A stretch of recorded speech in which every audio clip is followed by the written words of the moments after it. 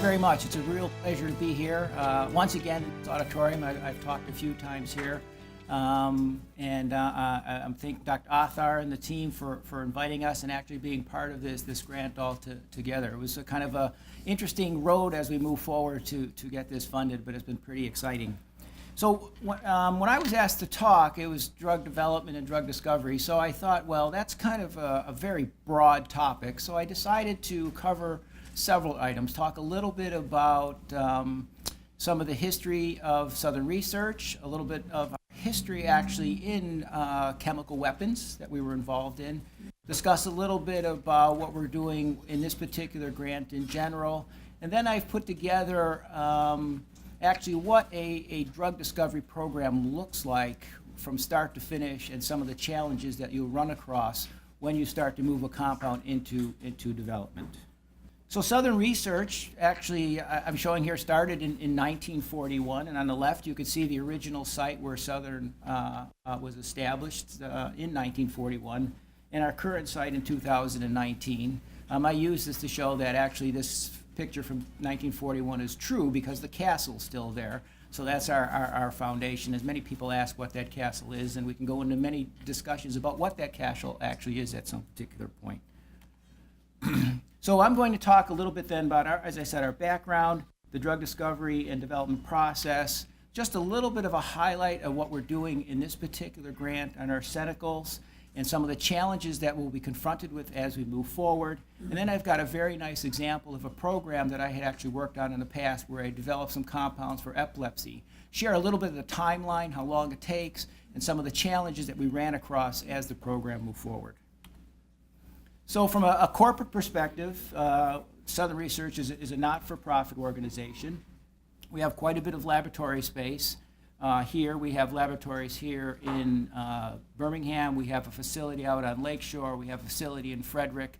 And based upon our work that our engineering group does with the Navy and Air Force, we have facilities in Houston as well as Huntsville. There are 4 divisions.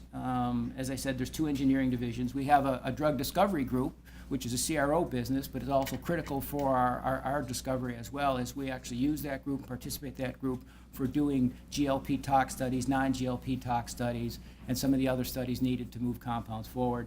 And then I head up the drug discovery division.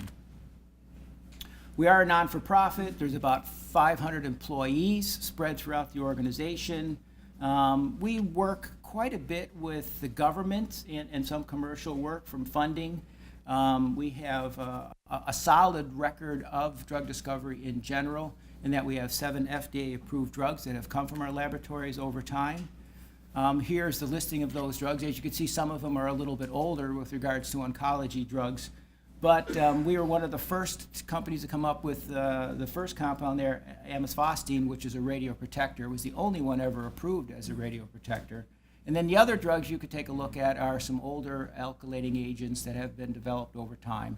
And those drugs were identified in our laboratories. We worked with the National Cancer Institute to move those particular drugs forward. And then they were actually licensed to various companies. And we would then receive royalties and milestones on those licenses, on those licensing fees, and then bring that money and use it to continue our research. And it is still, at least for us, a goal within the organization, is to move programs forward and find some corporate partners. We have several current clinical assets as well.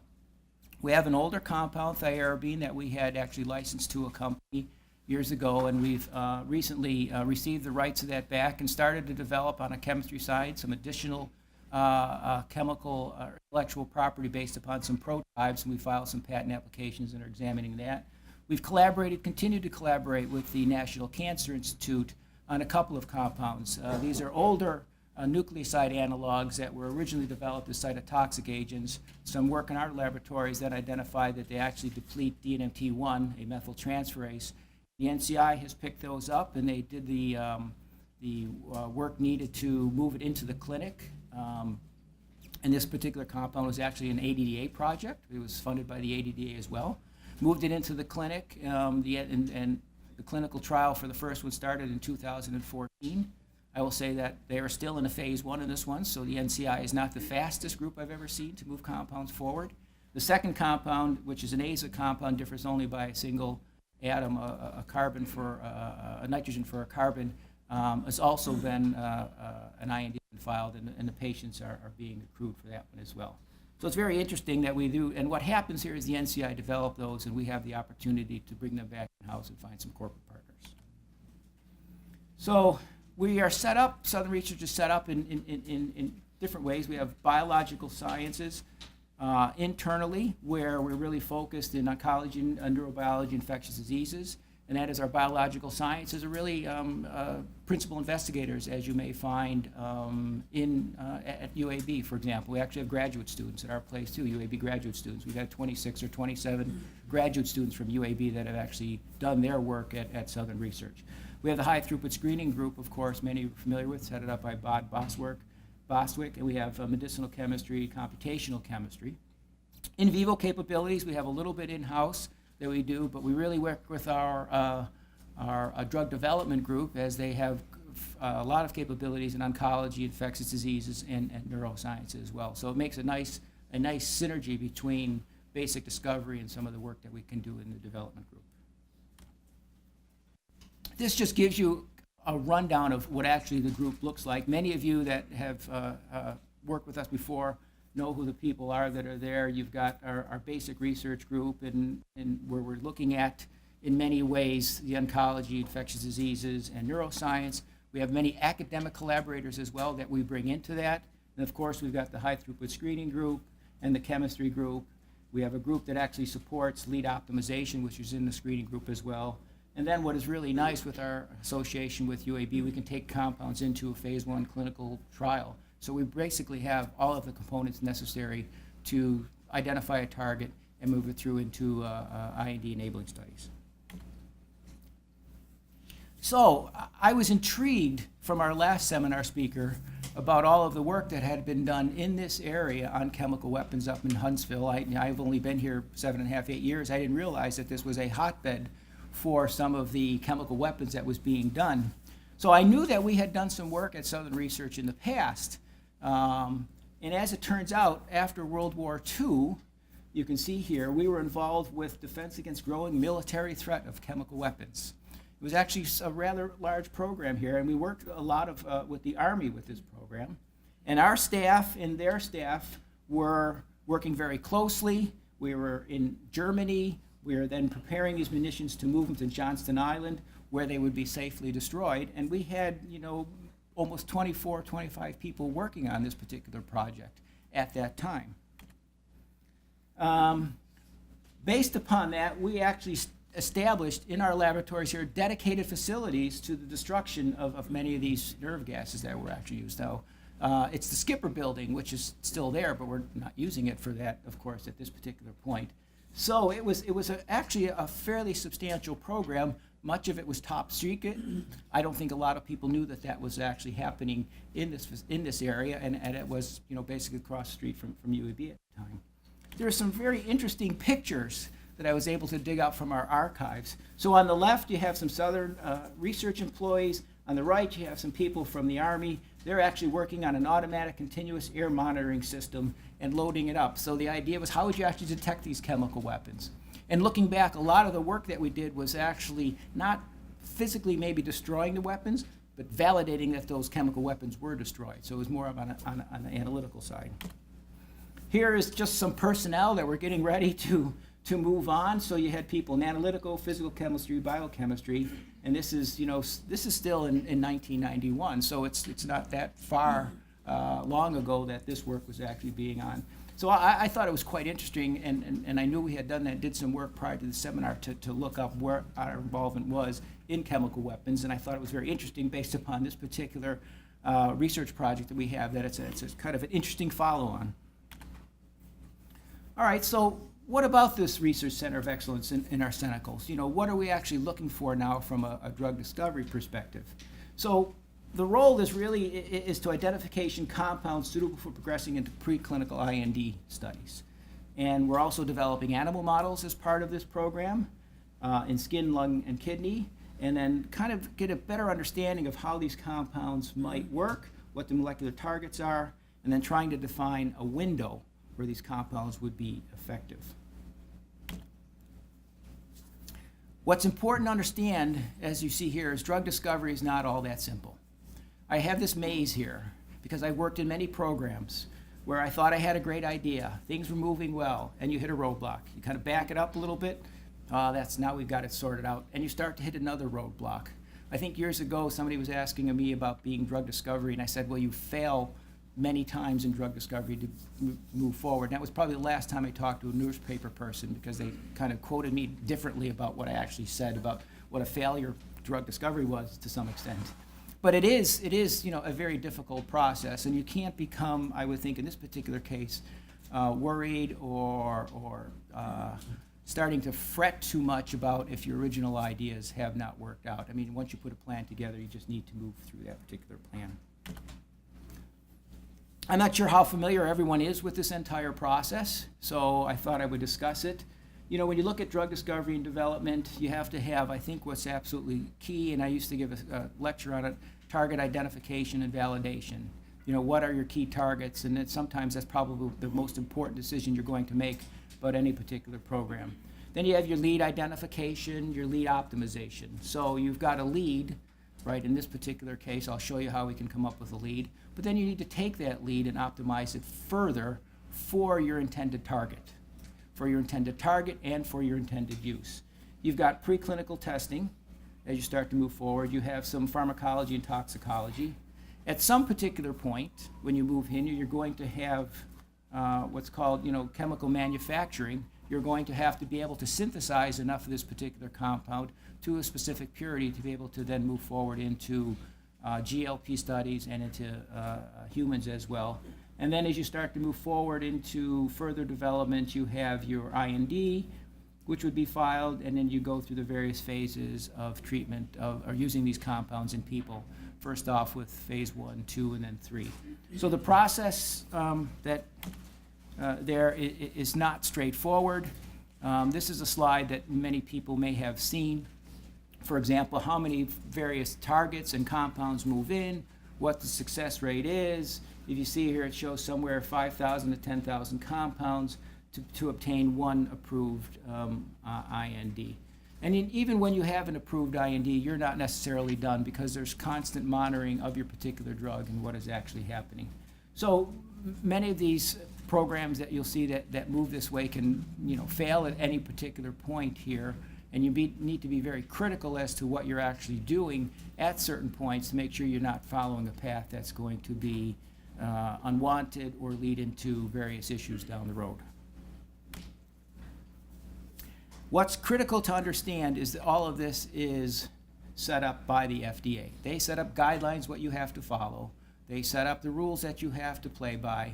They are not necessarily worried if your small biotech company, which I've been in, is going to be successful. Their major concern is patient safety and what you're actually doing. They don't really care if your drug works or not. I mean, that's not their job. Their job is to look at the data that you're presenting to them, how it's going to work, what the benefit might be. And in many cases, you may have to show a benefit over existing drugs as well.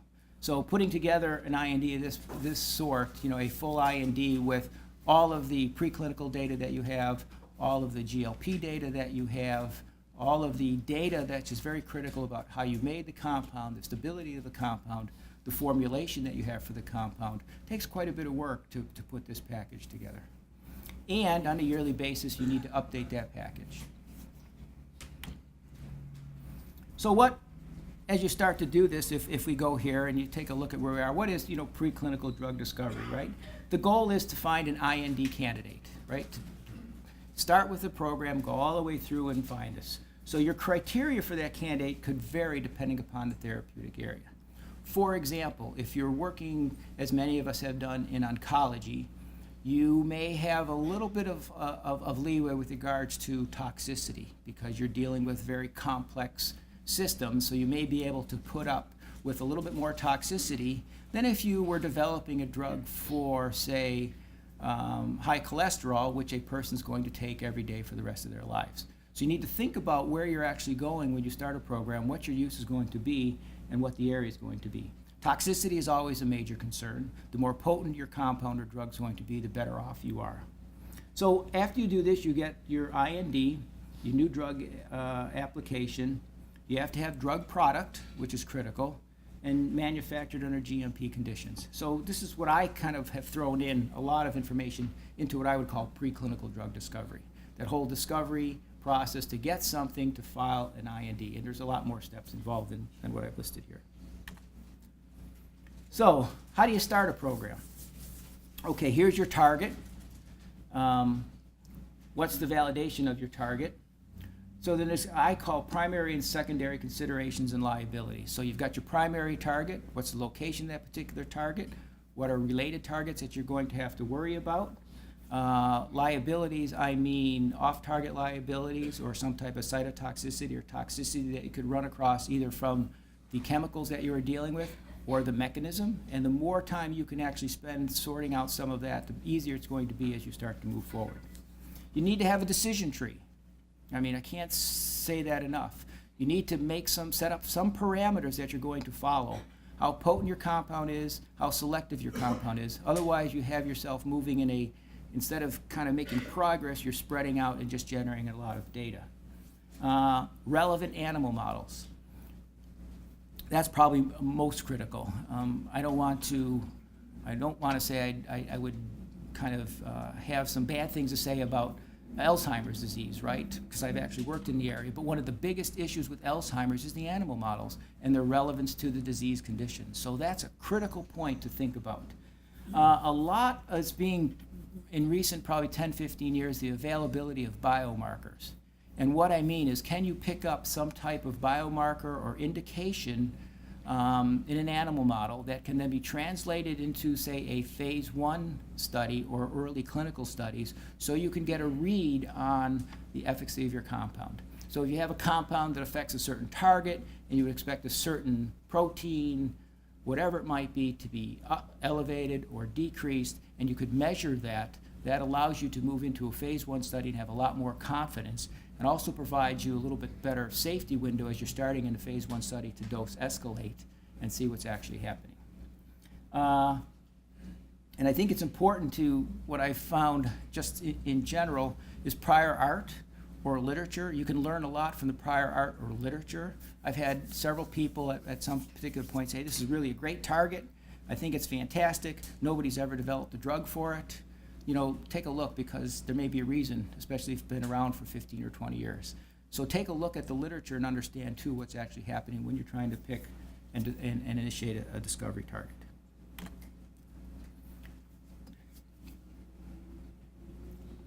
So here's where you go on the preclinical side. The target, the lead identification. What I say with lead identification, there's multiple ways to actually start and find a lead.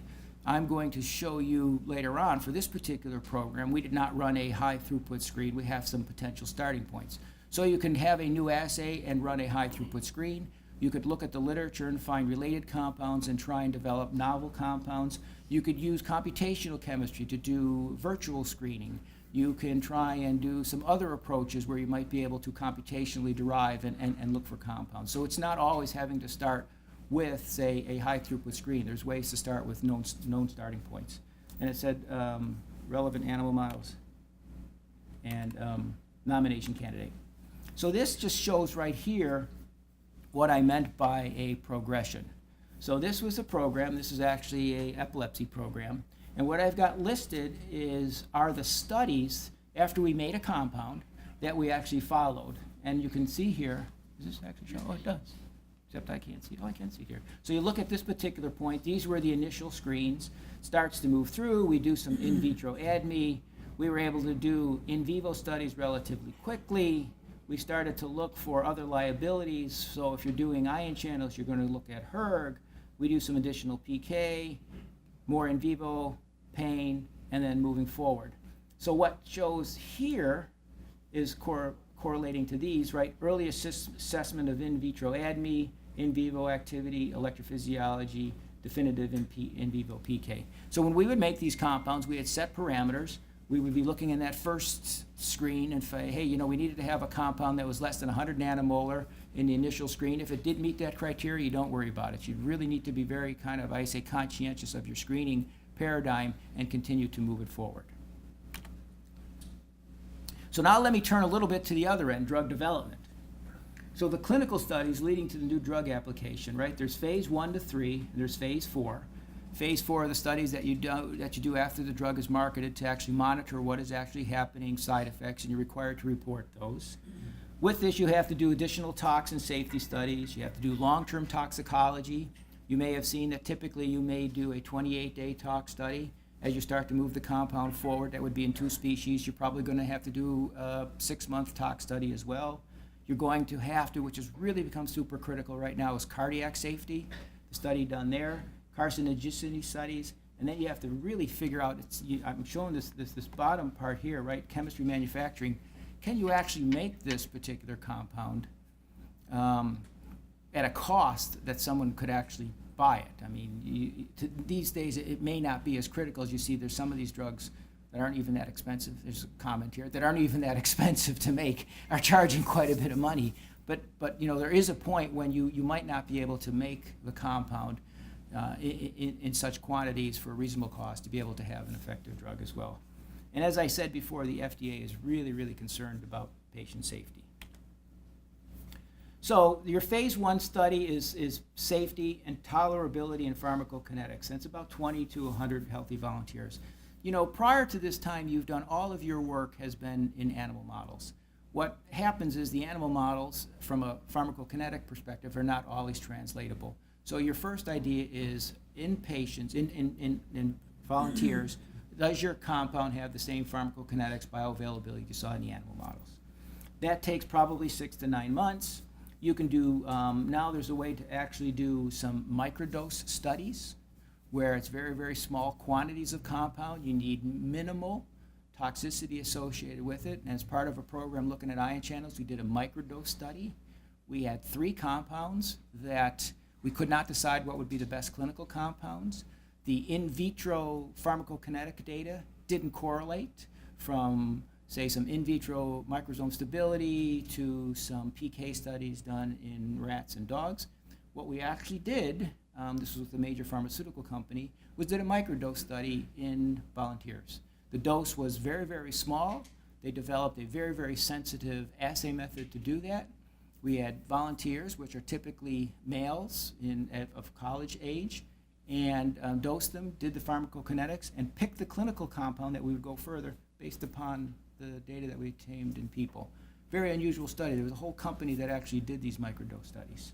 Phase 2 is effectiveness and safety, a couple hundred patients, 1 to 3 years, and it's double-blinded studies. And then phase 3, of course, starts to move into randomized and double-blinded, multi-centered. Many people have been associated with that. You have your application, which probably takes a couple years to put forward. If you have an orphan drug, you can get it fast-tracked. There are some ways to do that. And there's continuous oversight by the FDA. So the process is quite difficult. There's failures that actually happen, and that's why that timeline I showed you stretches out to where you're looking at 10 to 15 years to actually identify a drug. So what about the U54 that we're going to do forward? So we know that arsenicals are epigenetic, cause epigenetic modulations and result in hyperacetylation. So our goal is to develop mechanism-based small molecule countermeasures, right? Many people that are associated with understand what we're actually doing. In this particular case, we have to think about how these are going to be used. An orally bioavailable compound may not be the best way to go if someone's been exposed to a chemical toxin. So it could be delivered IV, sub-Q, topically, maybe orally at some point if it was not immediate, right? And what we're really focusing in this particular case with all of our collaborators here is the lung, kidney, and the skin. So from a discovery perspective, you have to think about, as we start to look at mechanisms, we're challenged a little bit about what the compound may look like. Something that actually works very, very well topically may not work all that great sub-Q or IV. So we're going to have to think about not only our target, how we're going to deliver that target, and where it has to be actually critical once it gets into the body. This is how the core is set up at Southern Research. Critical in this one here, I have this is project management. We implemented that at Southern Research several years ago, and it really facilitates, a very nice project management. Many of you that have worked with us find out that we do have project management people associated with this, helps move things forward. Involved here, we've got our chemistry group, headed up by Corinne, high throughput screening group heading up by Bob. Pharmaceutics, let me point this out. We've got the collaboration with University of Tennessee Health Sciences. They have a very nice pharmaceutics group, can develop formulations, can do some topical. We did not have those capabilities, so we brought that institute in. We've got toxicology in our own place that we could actually look at this. And then within also the high throughput screening is the compound management and the informatics, and then our ADME group. So what our ADME group can actually look at is stability, microsome stability, plasma protein binding, stability in plasma or whatever it might be, and actually bioavailability studies if the compound's given orally, topically. Now topically is a little bit trickier to do bioavailability studies. We don't have those capabilities, but I think that's where we could actually go to our colleagues up in UTHS and be able to have them help us look at permeability through the skin. Is a completely different way to go forward. So that's what the core looks like. So our initial approach that we were going to move forward was look at the BRD4 and RIP3 kinase assays that we needed to actually set up. That was part of the grant. And there's a lot of evidence. I don't have time to go in that. I imagine as we start to move into this, there'll be some other people talking about the targets a little bit more on the animal models. And what we were going to do here is, and what we've actually done, is not set up a large screen. We are looking for a little bit of repurposing. We set up and we're going to screen a collection of FDA-approved drugs. And then we're going to set up a secondary assay looking at IL-6 and HO1 to find modulators then of both of these, potency and novelty, right? Bioavailability, permeability. What's really interesting is, as we put forward, wouldn't it be nice that we know that a BRD4 inhibitor works and we know that a RIP3 kinase inhibitor works? Can we find compounds with combination or have both activities? So it's quite a challenge from a discovery perspective to do that, but that would be the goal. We could do this combination work where we, and I'll show you how we are going, but we can do it chemically and try and build compounds. We actually looked at a way to actually do this computationally because the structure of both of these proteins is known. And we may find a way to actually combine some of the compounds we have computationally and look for synergy or compounds that do both. And MRI Global is really the definitive in vivo study once we have a compound that's fairly far along. So we screened a little bit over 4,000 compounds in 2 assays. We set up reference compounds for each of those that was actually done. We've got 17, you can read it here, we've got 17 samples confirmed active, 15 unique compounds. So we have some novel compounds that are hitting BRD4 that were not reported. Very similar kind of results with the kinase. And we've got one compound right here that is common hit for both screens. So it was a kinase inhibitor, but it worked. So it's going to be interesting to actually get a better handle on how that's actually working and where it's actually going, because it kind of addresses that question. And what Bob's group has actually done is just to look, is this synergy doable? So he's set up several experiments, as you see here, with a BRD4 inhibitor, a RIP kinase inhibitor, and then combination, and shows that at least in the IL-6 assay, we can see some synergistic effects. One way we can take a look at this is to computationally. So since the structures of BRD4 and RIP3 kinase are known, and we have compounds, we've been kind of looking at, is there commonalities in the binding site? We may be able to, in some ways, perhaps affect the activities of these compounds in a different way that are there. So we have Sishwa Zhang in the chemistry group is actually doing the modeling, trying to pull some things together. We have compounds that actually bind to both of these particular points and see if we can address it from just not, say, I would say, making compounds, but more rationally looking for commonalities in how we're going forward. So that's what we just started this now, so it's starting to move forward. We've been pretty happy with, I think, the results that have happened so far from the initial screen and where it was actually going. We've got some starting points. We're working on some novel compounds moving forward, so we should actually start to see where things are going. We've got some of the newer compounds we made are just now being tested. Now I want to turn to a little bit on an example of a discovery program that I was involved in a little bit of time that we have left. And what's important is target validation, patient population liabilities, mode of delivery, organs, and safety. So here's a timeline. I worked, when I joined a company, on KCNQ openers for epilepsy. This program started in 1999, and I'm showing here some of these compounds as they move forward and where we actually got to. And if you look here at this particular compound, this was a compound that finally moved into phase 2 clinical trials, probably in 2010 or so in here. The program started in 1999. Now, this was not successful yet. So what had actually happened with these is we had this particular compound, 27243, was the lead, started to move forward, caused serious hemolytic anemia and was dropped immediately. And then we started to pick up in this particular timeline other compounds via the same mechanism of different chemical structures. So the other one I showed there was 69673, which is this one right here. So we had the issue with this particular compound. We knew what was causing the issue. We prepared this compound, did not have the hemolytic anemia that we were associated with. So he says, fantastic. Scale up the compound, start moving forward. Phase 1 single ascending dose, 72 volunteers, well tolerated. We started to go into multiple ascending doses. All of a sudden, we get increased ALT, AST 3 times, 4 to 12 subjects. Discontinued development of the compound. In a small biotech company that's publicly traded, it's like a knife in your heart.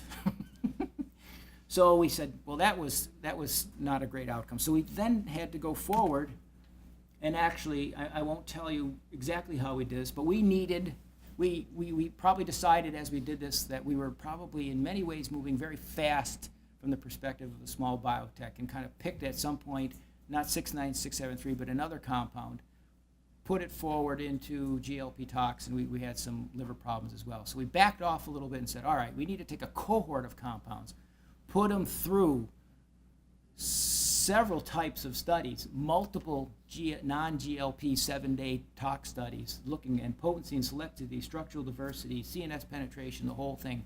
And then we actually picked a compound, which I'll call ICA-1. So the compound itself, as I'm showing here, here's some of the data that you look at. Plasma protein binding was orally bioavailable in rats at 31%. Plasma half-life was sufficient. Showing here is it was efficacious at plasma concentrations in the rat MES. So we would run an in vivo study. We would pull plasma samples. We would look at the concentrations, understand the free fraction of the compound, and say we have enough compound on board in the brain to have the effect that we're looking at. As we increased the concentrations, we saw a different effect. So we understood it was a pharmacodynamic understanding as well. And we saw then in the second species very, very similar types of bioavailability and plasma half-life, maybe a little bit better in the monkey. Of course, you have to look at efficacy. That was key. We're seeing activity with these compounds less than a mg per kg, so they're very, very potent. And you can show in some of these curves here what's actually happened. So this is a rat MES and a rat PTZ. So two different models that were used to look at efficacy. So with this, we had a very, very nice compound to move forward. Since it was a CNS target, we had to do CNS liabilities. We did rotorod and rat locomotor. Rat locomotor is open field study where you dose the animal and look at how it moves in an open field to see if it slows down for toxicity. The rotorod is, just see how fast it can hang on to a rotating rod. Although that one I'm not sure I like as much because the faster you turn it, the more difficult it is to hang on. So I'm not sure if that's the best one. You have to look at, when you do this, metabolism of these compounds, which can be very, very critical. It was very important in epilepsy because patients with epilepsy are on multiple drugs. You have to understand if your drug is going to affect any cytochrome P450s and what those effects might be. So we looked at in various types of reaction phenotyping to see what was happening. We did some hepatocyte studies in monkey and human. There was 10 metabolites identified, and we actually confirmed those by synthesis. And when we were doing these studies, there was no metabolites unique to humans, which is critical that you have in your animal studies no unique metabolites to humans, because you want to have the animals exposed to the same metabolites a human would have. And at that point, we actually found that we radio-labeled the compound, and we could get 90% of it recovered and 20% in the urine, about 70% in the species. So as we move forward in the clinical studies, we fully understood the metabolites, what was happening, where they were going, and what the liabilities might be. We did 7-day toxicity studies in rats, and we really saw the compound was well tolerated. We really didn't have very many issues. No effect dose was at 10 mg per kg. It was a comparable study done in non-human primates as well. So I'm just showing here the rodent studies. We actually did this in non-human primates as well. So in the clinical studies, we did phase 1 healthy volunteers where it was single dose escalation. And I'm not sure if people have done this. It's actually powder in a bottle. It really is the powder in a bottle. And the reason you do that in a phase 1 is you could actually vary the doses very easily. It's done in a clinical pharmacy. The compound that you're actually using is GMP material. And it's if you're going to start off with a 10 mg dose for the first set, you can give 10 mgs, then you can actually just add more. So they usually take powder, put it in a bottle, add a little bit of ethanol water, and the patient actually drinks it. Versus what we did as we started to move forward in a dose escalation, we had to actually make a tablet. And what you do when you make that tablet, which we did here, we made 50, 100, and 200 milligram tablets. We first did a bioequivalency study. So take the 50 milligram tablet, dose it into a volunteer, and compare that to that same dose given by powder in a bottle, just to make sure that your dose was the same. We had some issues here. I probably don't have time to talk about this, but we actually did a phase 1b where we treated patients with photosensitive model of epilepsy. The problem we were having here is we weren't quite sure if enough of this compound was getting into the brain. And we ran this particular study here and actually proved that it was getting into the brain. So that was took a little bit too, and that was 100, 200, and 400 milligrams per kilogram. So what did we do after that? So we had this particular compound. It was moving into clinical development, but your job is not over. We wanted to find a backup compound, and I've not shown you the work that was actually gone into how we actually did that and where it went. But we actually had, what we wanted to find a compound was a different chemical series, in case we had some issues with that chemical series, increase the solubility, and look for maybe some very similar parameters with plasma protein binding. We had 2 approaches. We did some screening of some newer libraries, and we did some computational tools to move forward. So we did find probably 3 or 4 series, and then found a backup series to that. I'm not going to talk about that, but here is what we actually did. We synthesized for the backup 683 compounds. And here's the steps that they went through. They were first tested in vitro for all of these various in vitro parameters. We did quite a bit of work in metabolism looking at it. We did values looking at in vivo efficacy. We did a bunch of induction studies. We were burned one time on some of the tox studies, so we looked at induction. This is hepatocyte. We're looking at cytochrome P450 induction or inhibition, which was an issue, drug-drug interactions, toxicology, and we actually, from that, picked a compound that was our backup ready to go. So at that particular point, I was leaving that organization, actually came to Southern Research. So the other compound, the one I showed you, the ICA, had moved all the way forward into phase 2. The company ended up being bought by someone else at that particular point, and failed in phase 2 due to liver problems again. The other backup compound actually never went anywhere. It probably just stays within with the various group. So that in some ways that is kind of an overall of the discovery process and what it takes. I mean, in doing this, for this type of thing, it was in a smaller biotech company. There was almost everyone in the organization is focused on something like this to actually drive it forward. It wasn't that big of a group actually doing this. There was probably 3 or 4 chemists that were working on this particular program. In the pharmacology group, it was some people that were very, very good at running these rat MES assays and some of the bioavailability assays. So it was not a big group. I would say it was probably 10 or 11 people totally involved in driving something like this forward. We also had within the organization support group from, I would say, people able to do the work needed for IND enabling studies, which were outsourced at that particular point. But we had regulatory people that knew how to put the whole package together. So with that, I'm going to stop and thank everyone for coming. Just a couple people here. I don't know if Lene is here, but many of you have been working on this. She was involved in this program right from the beginning when we were putting this whole grant together. Been very instrumental in the amount of work needed for U54.